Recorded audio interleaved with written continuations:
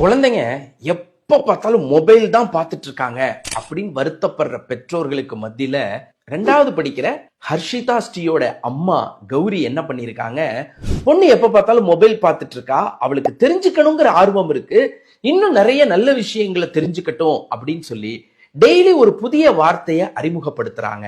அதையே அம்மா பொண்ணு வெக்காபுலரி அப்படின்னு ஒரு இன்ஸ்டா பேஜ் ஆரம்பிச்சு நிறைய வீடியோஸ் அப்லோட் பண்ண ஆரம்பிக்கிறாங்க.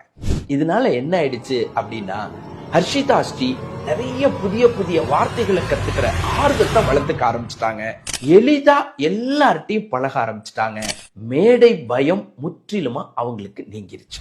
அப்ப மொபைல் பார்த்துக்கிட்டு இருக்காங்க அப்படிங்கறத ஒரு கம்ப்ளைண்டா மாத்தாம, குழந்தைக்குள்ள இருக்கிற திறமையை வெளிக்கொண்டு வரதுக்கு ஒரு வாய்ப்பா அதை கௌரி பார்த்தாங்க. உங்க குழந்தைங்க கிட்ட என்ன திறமை இருக்குன்னு பாருங்க, அதை எப்படி வெளியில கொண்டு வரதுன்னு யோசிங்க.